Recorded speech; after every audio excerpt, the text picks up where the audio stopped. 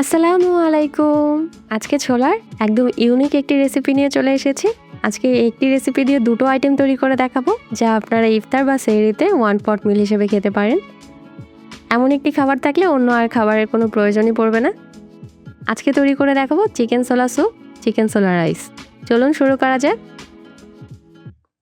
প্রথমে একটি বাটিতে আমি 100 গ্রাম বোনলেস চিকেন খুব ভালো মতো ধুয়ে নিয়েছি। আমি রেগুলার কাট করে নিয়েছি।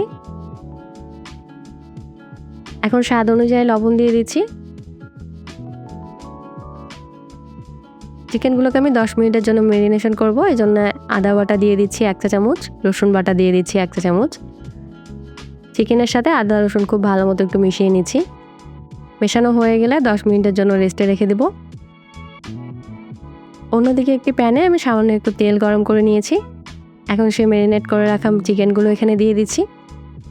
চুলার জাল মিডিয়াম টু লো হিটে রেখে আমি 5-6 মিনিট ভেজে নেব।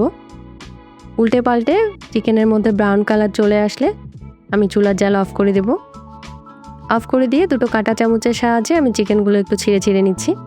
আপনারা ভিডিওতে খেয়াল করলে বুঝতে পারবেন আমি কিভাবে করে নিচ্ছি। আমার সবগুলো করা হয়ে গেছে। এখন চিকেনগুলোকে অন্যদিকে সরিয়ে রাখছি। সেম প্যানে আমি কিছুটা তেল দিয়ে দুটো ছোট এলাচ, 2 টুকরো দারুচিনি, একটি বড় এলাচ, 2টো লং দিয়ে দিচ্ছি। মশলাগুলো একটু ভেজে নিয়ে 1 কাপ পরিমাণ পেঁয়াজ কুচি দিয়ে দিচ্ছি।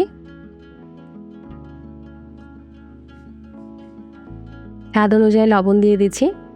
গুঁড়ো মশলা অ্যাড করছি। মরিচের গুঁড়ো 1 চা চামচ, হলুদের গুঁড়ো 1 চা চামচ, ধনিয়ার গুঁড়ো দিচ্ছি 1 চা চামচ, 1 চা চামচ দিচ্ছি জিরের গুঁড়ো।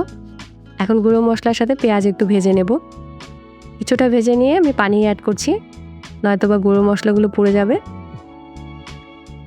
এখন মশলা আর পেঁয়াজ খুব ভালো মতো কষিয়ে নেব।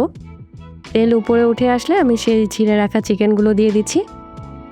চিকেনগুলো দিয়ে খুব ভালো মতো নেড়ে চেড়ে কষিয়ে নেব। চিকেন খুব ভালো মতো কষানো হয়ে গেছে। এখানে এখন আমি 1 কাপ ছোলা সিদ্ধ করে রাখা অ্যাড করে দিচ্ছি।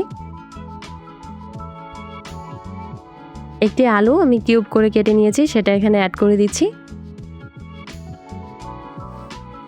কিছুটা পানি দিয়ে আমি আবার নেড়ে চেড়ে কষিয়ে নেব।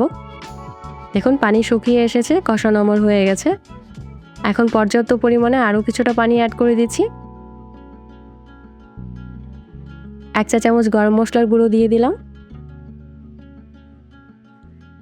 2-3 মিনিট পর ভালো মতো ফুটে উঠলে আমি 3-4টি কাঁচামরিচ কুচি করে দিয়ে দিচ্ছি। এখানে একটি সুন্দর ফ্লেভার অ্যাড হবে কাঁচামরিচের।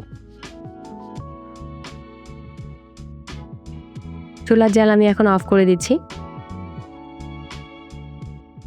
এখান থেকে অর্ধেকটা পরিমাণ আমি অন্যদিকে সরিয়ে রাখছি, আর অর্ধেকটা দিয়ে আমি আরেকটি রেসিপি তৈরি করে দেখাচ্ছি।